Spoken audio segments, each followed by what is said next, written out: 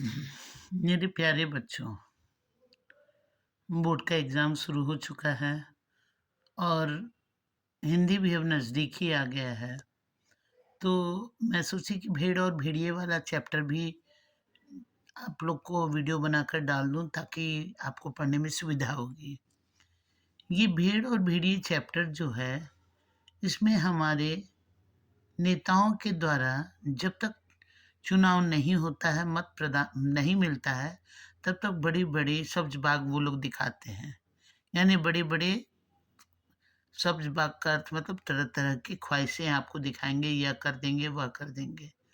इस कहानी में भी सेम यही वर्णन किया गया है।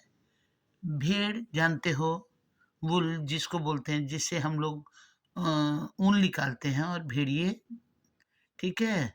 तो इस कहानी में जैसे हम सभी स्वतंत्र रहना चाहते हैं, उसी तरह यह भी एक वन की कहानी है, जिसमें सभी पशु काफ़ी सभ्यता मतलब सभी लोग सिविलाइज़ हो रहे हैं, सभी जानवर सिविलाइज़ हो रहे हैं, तो उनके मन में भी हो रहा है कि हमारे भीतर हमारे वन में भी अच्छा शासन व्यवस्था हो, यानी सभी काम बहुत सिस्टमैटिक ढंग से हो।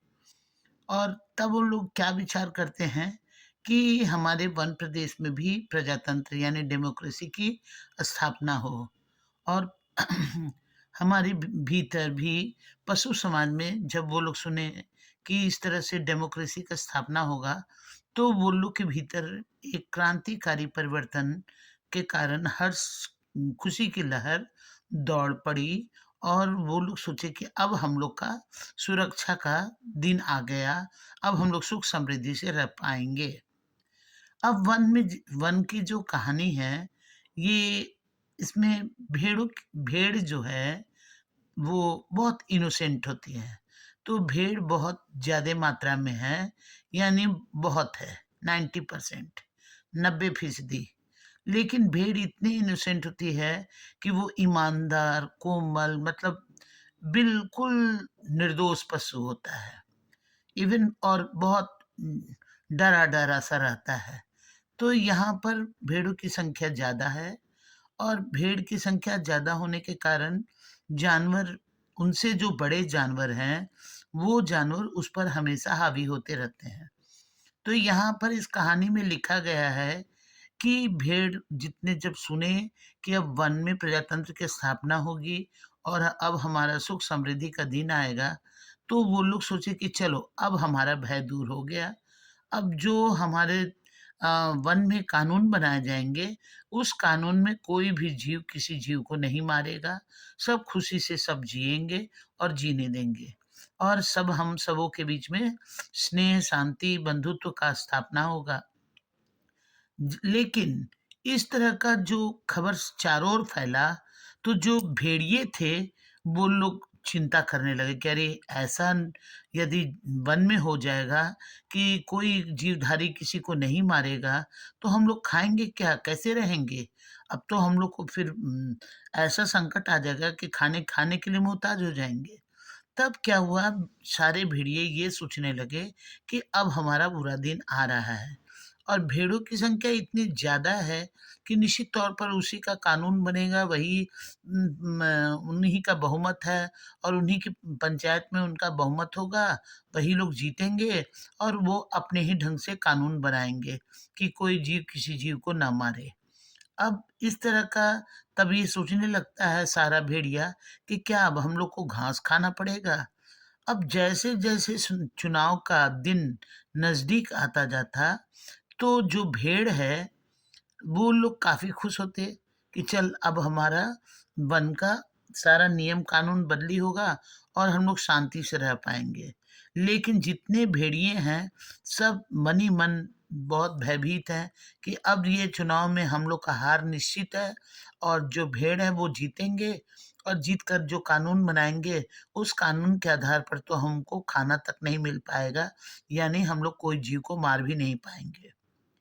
अब क्या हुआ कि आप लोग जानते होंगे कि भेड़ जो है भेड़िया जो होता है, वो कोई जीव को तुरंत मारता है और जितना खाना होता है खाता है और खाने के पश्चात वो उसको छोड़ देता है और उस छोड़े हुए मांस को उसके इर्द-गिर्द सियार रहता है और सियार उसका आगे-पीछे घूमता रहता है ताकि वो उसका जिसको कहा जाता है आज के भाषा में कि किसी का आगे-पीछे चम्मच बनकर घूमना। उसी तरह से यहाँ पर भी जो भेड़िया है, उस भेड़िया के इर्द-गिर्द सियार घूमते रहता है ताकि उसके छोड़े हुए मांस को वो खाकर अपना पेट भर सके। तो क्या हुआ कि उस जंगल में एक बूढ़े सियार था, जो भेड़िए से कहता है कि मालिक, क्या बात है आजकल आप बहुत चिंतित उदास नज़र आते हैं? तो वो कहता है क्या कि कि वो उसके मन में होता है कि ये जो है पूछ रहा है तो इसको इनका आदत होता है सियार का कि मौका बेमौका जो भेड़िए होते हैं उनके चारों ओर घूमना, उनका छोड़ा हुआ मांस को खाना, उनके सामने दुम हिलाना, उनका मौका बेमौका उनके सामने हुआ-हुआ करना, इस तरह का उनका विचार रहता है। अब जब सियार भेड़िया से पूछता है कि आप इतने चिंतित उदास क्यों हैं? तो बूढ़ा सियार उससे पूछता है भेड़िए से, तो भेड़िया कहता है कि तुमको पता नहीं है कि वन प्रदेश में अब नया सरकार बनने वाला है और उस नए सरकार बनने के बाद पता नहीं आगे हम लोग को भोजन मिल पाएगा कि नहीं मिल पाएगा। तब सियार अपने आप को इनोसेंट बनकर ऐसा दांत निकाल कर कहता है कि माई बाप माने भेड़िया को कह रहा है कि आपका ही दिया हुआ आप ही का छोड़ा हुआ खाते हैं और आपका गुण गाते हैं। अब तो जब ये ऐसा हो जाएगा मतलब वो इस तरह का नाटक कर रहा है जैसे उसको कुछ भी पता नहीं है। अब ज्यों-ज्यों पंचायत का दिन नज़दीक आता तो बूढ़ा सियार बहुत क्या कहते हैं चुनाव का दिन नज़दीक आता तो वो ये जानता कि अब हम लोग को भागने के सिवा और कोई चारा नहीं है। तब सियार उसको सजेशन देता है कि ऐसा कीजिए भेड़िए को कि सर्कस में भर्ती हो जाइए। तो भेड़िया कहता है कि वहाँ पर भी तो शेर और रीछ की पूँछ होती है। हम लोग इतने बदनाम हैं कि हम लोग को वहाँ भी कोई नहीं पूछता है।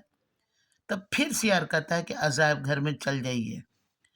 तो बोलता है कि वहाँ भी जगह नहीं है, आजकल तो वहाँ भी आदमी को भले रखा जाता है, लेकिन वहाँ हमको भी नहीं रखा जाएगा। अब ये सोचने का ध्यान मग्न होकर, सोचने का एक्टिंग करके एक आँख बंद करता है और अपने दाँतों से ओंठ को दबाते हुए थोड़ा देर चुपचाप देखता है और उसके बाद फिर ये कहने लगता है कि उम, बस सब समझ में आ गया मालिक। उस तरह का एक्टिंग करते हुए कह रहा है, सब समझ में आ गया। अगर पंचायत में यदि आपकी जीत हो जाए तो? आप लोग का भेड़िए का बहुमत हो जाए तो? तो भेड़िया कहता है भेड़िए के मन में होता है कि कहाँ 90% भेड़ है और हम 10% हैं, तो हम कभी जीत सकते हैं? तो वो कहता है, "क्या झूठ-मूठ का आसमानी बात मतलब बेकार की बात कर रहे हो? हमारी तो जाति कुल 10% है और ये लोग 90% हैं, तो हम लोग कैसे जीत पाएँगे?" तो कहता है कि बस आप ये सोचिए कि हम जो कह रहे हैं उस वो बात पर आपको अमल रहना पड़ेगा और हम जो कहेंगे वही आपको मानना पड़ेगा। तब मु जो भेड़िया है वो तो मुसीबत में फँसा हुआ है। उसको तो चिंता है कि कहीं हम लोग हार जाएँगे तो हम लोग का भोजन के लिए भी लाले पड़ जाएगा। तो इसीलिए वो कहता है कि बूढ़ा सियार कि आप दुखी मत होइए और 1 दिन का हमको मोहलत दीजिए, 1 दिन का टाइम दीजिए। देखिए हम ऐसा एक योजना बनाएँगे कि और जो हम कहेंगे मेरे कहने के अनुसार आपको करना पड़ेगा। तो जो भेड़िया है वो तो मुसीबत में फँसा हुआ है।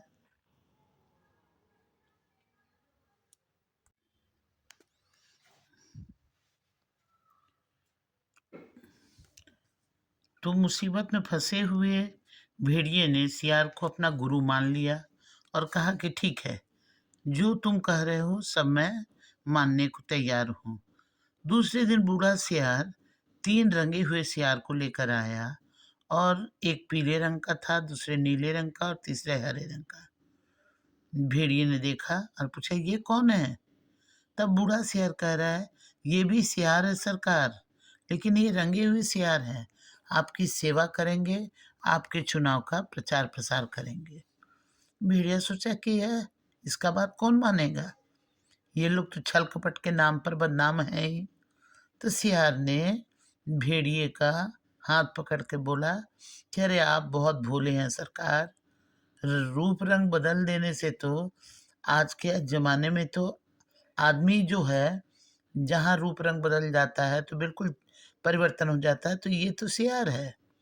बूढ़े सियार फिर भेड़िए का रूप बदला। अब क्या हुआ कि भेड़िए को ही सजाना है, क्योंकि भेड़िए को जिताना है। तो भेड़िए को बैठा के उसके मस्तक पर टीका लगाया, उसके गले में कंठी पहना दी, उसके मुंह में घास खोस दिया और उसको बिल्कुल संत बना दिया। और अब उसको क्या किया कि तीनों जन जो भेड़ है, उसको भेड़ को सभा में ले चला और बार-बार ये कहा कि मैं जो कह रहा हूँ, उसको आपको मानना है। क्या मानना है? कि नज़र उठा के नहीं देखना है, ज़मीन की ओर देखना है, किसी से बात नहीं करना है, क्योंकि बात करने से पोल खुल जाएगा। अब जब ये लोग आगे बढ़े, तो रास्ते में नन्ही-नन्ही भेड़ नज़र आई। अब सारे सुंदर-सुंदर, मुलायम-मुलायम भेड़ को देखकर कहीं ऐसा ना हो कि तुम उस पर माने हमला कर देना या उसको खाने के लिए किसी को तोड़ मत खाना। तब भेड़िया जो है पूछता है बूढ़े सियार से कि ये लोग रंगे सियार क्या करेंगे, जो 3 ठो को लेके आए हो, ये लोग 3 क्या करेंगे, किस काम आएँगे? तब बूढ़ा सियार कह रहा है कि ये बड़े काम के हैं, आपका जितना प्रचार प्रसार होगा, ये सब यही लोग ना करेंगे। ये पीला वाला जो सियार है, ये बड़ा विद्वान है, विचारक है, कवि भी है, लेखक भी है। और ये नीला सियार जो है, ये नेता और पत्रकार है। ये हरा जो है, धर्मगुरु है। मतलब तीनों को 3 टाइटल से संबोधित कर दिया। अब भेड़िया बूढ़े सियार को रोका कि कवि, लेखक, नेता, विचारक, ये तो सुने हैं कि बड़े अच्छे लोग होते हैं, और ये तीनों, फिर सियार उसका बात काट कर कहे, ये तीनों सच्चे नहीं हैं, ये तो रंगे हुए हैं ना। उसको समझा के कि अब देर मत करिए, और वो लोग चले। आगे बूढ़ा सियार था, उसके पीछे रंगे सियार, बीच में जिसके मुंह में घास खोसा हुआ गया था, वो बीच में चल रहा था। मस्तक पर तिलक, गले में कंठी, मुंह में घास के तिनके, और धीरे धीरे चल रहा था, सिर झुकाकर। ऐसा लग रहा था कि बिल्कुल इनोसेंट है। उधर एक स्थान पर सहस्त्रों, सहस्त्र मतलब हजारों, हजारों भेड़ इकट्ठी थी, और जैसे ही ये लोग का को देखी कि सब के मन में हुआ कि ये बूढ़ा सियार सबको इस तरह से संत होने का, कि संत का दर्शन कीजिए, संत आ रहे हैं, संत का दर्शन कीजिए, इस तरह का बूढ़ा सियार सब जगह फैला रखा था, चर्चा कर चुका था। इसलिए सभी लोग खड़े थे, कि सारी भेड़ें खड़ी थी कि कौन संत आ रहा है, जरा देखे तो। अब चारों सियार भेड़ी की जयकार बोलते हुए भेड़ों के झुंड के पास गए कि देखिए संत आए हैं।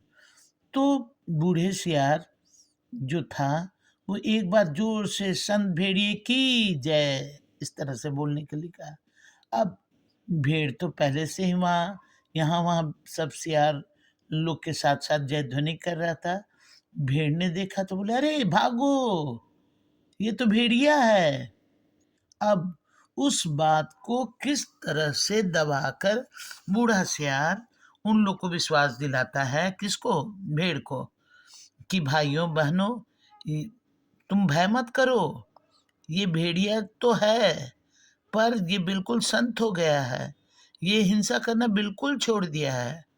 अब इसका हृदय बिल्कुल बदल गया है, ये 7 दिन से सिर्फ घास खा कर रह रहा है, उसके मुंह में घास खोसा था, इसीलिए घास खाकर रह रहा है। रात दिन भगवान का भजन करता है, परोपकार में लगा हुआ है। ये अब सिर्फ जीव मात्र का सेवा करता है, किसी का दिल को नहीं दुखाता है, और किसी का रोम मतलब रोआं, शरीर का जो रोआं, उसको भी ये छूता तक नहीं है। और भेड़ से तो इसको विशेष लगाव है। जो ये इतने दिनों तक भेड़ जाति को जो कष्ट पहुंचाया है, उसको याद कर करके तो इसके आंख से आंसू गिरने लगता है। और ये जो अत्याचार किया है, उसके कारण ही ये लज्जा से सर झुकाया हुआ है। और अब अपने काम जो पाप किया है, उसका प्रायश्चित के लिए ये आपका सेवा करने के लिए तैयार है। आज का ही घटना सुनिए ना। आज सवेरे की घटना है कि मासूम भेड़ का बच्चा के पैर में कांटा घुस गया। अब उस कांटा को ये भेड़िया अपने दांत से निकाल दिया, और जब दांत से निकाल रहा था तो उस बेचारे को कष्ट हो रहा था, और वो कष्ट बर्दाश्त नहीं कर पाया तो वो मर गया। और जब मर गया तो ये भेड़िया जो संत है, जो बिल्कुल इनोसेंट हो गया है, ये क्या किया, वो मरे हुए भेड़ के बच्चे का अंत्येष्टि मतलब उसका अंतिम क्रिया भी कर दिया। ये बिल्कुल सब कुछ त्याग चुका है। ये तो सब कुछ त्याग चुका है। अब इससे भय करने की कोई आवश्यकता नहीं है। बोलो सब एक साथ, संत भेड़िए की जय, उन लोगों को विश्वास दिलाने के लिए। अब भेड़िया जो था एकदम इनोसेंट बन के बैठा हुआ था। अब सारा भेड़ लोग को धीरे धीरे विश्वास होने लगा कि सच में ये बिल्कुल भेड़ को खाना, मने जो खाया है उसका प्रायश्चित के लिए सर झुकाया है, या ये बिल्कुल मने सुधर गया है, अब ये जानवरों का हत्या नहीं कर रहा, जीवधारी। तो क्या हुआ कि जितनी भेड़ थी वो भेड़ को देख रहा था, और जैसे उसके मुंह में ला रहा था उसको गुटक जाता था, मतलब घोंट जाता था। अब बूढ़ा सियार जो था इन लोग को विश्वास दिलाने के लिए फिर कहता है, भाइयों तथा बहनों, ये अपने मुख से अपने मुख से ये आपको प्रेम और दया का संदेश देने का प्रार्थना तो करता है, लेकिन इसका हृदय इतना आप लोग को देखकर इतना ये भाव से विह्वल हो गया है कि इसके गले से आवाज नहीं निकल रहा है। गला अवरुद्ध हो गया, अवरुद्ध मतलब बंद हो गया है, ये बोल नहीं सक रहा है। और ये तीन रंगीन प्राणी को देख रहे हो ना, इनको कैसे पहचानोगे? ये इस संसार का जीव ही नहीं है, ये तो स्वर्ग से आए हैं, और धरती पर आकर हम लोग को ये उपदेश दे रहे हैं। ये पीला जो है ये विचारक है, कवि है, लेखक है। और ये नीला जो है, ये नहीं बता रहा कि सियार है। ये नीला जो है वो नेता है और स्वर्ग के पत्रकार है। जो हरा है वो धर्म गुरु है। और ये कविराज आपको स्वर्ग का संगीत सुनाएंगे। लेकिन जानते हो बच्चों, सियार जो होता है, एक सियार यदि कुछ बोलता है तो सब सियार उसके साथ एक साथ हुआ हुआ करने लगता है। अब क्या हुआ, जैसे बोला कि ये कविराज हैं, ये आपको स्वर्ग का संगीत सुनाएंगे, तो पीला सियार को हुआ हुआ के सिवा तो और कुछ आता नहीं था। जैसे वो हुआ हुआ बोला, तैसे ही सब लोग समझ गए कि ये सियार है। अब बूढ़ा सियार उसके बात को ढकने के लिए क्या कह रहा है, अरे ये कवि हैं, ये सब कोरस में गीत, कोरस मतलब ग्रुप में, तो ये कोरस में गीत गा रहे हैं, और आप लोग कैसे इसको समझिएगा। और ये कवि की भाषा है ना, इसलिए आपके समझ में नहीं आएगा। जैसे स्वर्ग में परमात्मा, वैसे पृथ्वी पर भेड़िया है, और ये सब जगह फैलाए सर्वशक्तिमान है। उसके बाद कहता है क्या कि उषा इसके मस्तक पर, उषा मतलब सूर्य की पहली किरण, उषा इसके मस्तक पर तिलक करती है, शाम के समय में इसके मुख को चूमती है, हवा जो है इसको पंखा झेलता है, हवा मतलब इन्वायरमेंट, वातावरण का हवा इसके मस्तक पर तिलक करती है, पंखा पवन पंखा झेलती है, इस आकाश इसका चमक कर इसका स्वागत करता है। इस तरह से फिर वो नीले सियार का, रंगे सियार के बारे में कहता है कि ये जो है निर्बलों की रक्षा करते हैं, भेड़ बहुत कोमल है, निर्बल है, तो आप अपना रक्षा तो खुद नहीं कर सकते। भेड़िया जो है वो बलवान होता है, इसीलिए आपकी रक्षा करता है। आप लोग निश्चिंत होकर अपने हित की चिंता को छोड़ दीजिए और निश्चिंत होकर, क्योंकि ये तुम्हारे भाई हैं और एक ही जाति के हैं। तुम लोग भेड़ हो और ये भेड़िए हैं। थोड़ा सा अंतर है, ज़्यादा अंतर नहीं है। इसलिए बेकार किसी भेड़िया तो खाली बदनाम किए गए हैं। वास्तव में तो भेड़िया खाता कोई और है हड्डी, और ले जाकर इनके दरवाजे पर फेंक कर इसको बदनाम किया गया है। इसलिए तुम लोग पंचायत में, तुम लोग इनोसेंट हो, तुम लोग पंचायत में तो कुछ बोल नहीं पाओगे। पर भेड़िया जो होता है वो बलवान होता है। वो पंचायत में जाकर तुम लोग के लिए कोई अन्याय करेगा तो डटकर तुम्हारे पक्ष में जाकर उन लोग से लड़ेंगे और तुम्हारे हित की बात सोचेंगे। इस तरह से भेड़िया जो बूढ़ा सियार है वो भेड़ों को विश्वास दिला देता है, और सभी भेड़ जो है उस बूढ़े सियार के बात पर विश्वास कर लेते हैं और तब कहते हैं कि बोलो संत भेड़िए की जय। फिर हरे रंग का जो धर्मगुरु है वो कहता है कि वो इस जो यहाँ त्याग करेगा वह उस लोक में पाएगा, जो यहाँ दुख भोगेगा वो वहाँ सुख पाएगा, जो यहाँ राजा बनाएगा वो वहाँ राजा बनेगा। इस तरह का चिकनी चुपड़ी बातें जो है वो कहता है। और फिर वो कहता है कि सब मिलकर भेड़िए को वोट दो, वो दानी है, परोपकारी है, संत है। अब क्या है कि ये सिर्फ कहता है कि ये सिर्फ एक भेड़िए की कहानी नहीं है, ये सब भेड़ियों की कहानी है। इसीलिए सब जो है सब जगह इस प्रकार का प्रचार प्रसार हो गया, भेड़ों को विश्वास हो गया, और सभी भेड़ जो हैं क्या किए कि पंचायत में जब चुनाव हुआ तो भेड़ अपने हित रक्षा के लिए भेड़ियों को चुन लिए। अब ज्यों ही भेड़िए प्रतिनिधि बनाए गए तो प्रतिनिधि बनाते बनाने के बाद पहला कानून क्या वो लोग बनाए पंचायत में कि भेड़ों की भलाई के लिए, देखो कैसे कमेंट किया है कि पंचायत में भेड़ियों ने भेड़ों की भलाई के लिए पहला कानून ये बनाया कि हर भेड़ियों को सवेरे नाश्ते के लिए भेड़ का एक मुलायम बच्चा दिया जाए, दोपहर के भोजन में एक पूरी भेड़, और शाम को स्वास्थ्य के ख्याल से कम खाना चाहिए इसलिए आधी भेड़ दी जाए। बच्चों, कहानी समझ में आ गया होगा। आप मेरे चैनल को सब्सक्राइब कीजिएगा ताकि फिर मैं मोटिवेट होकर दूसरा चैप्टर डालूं।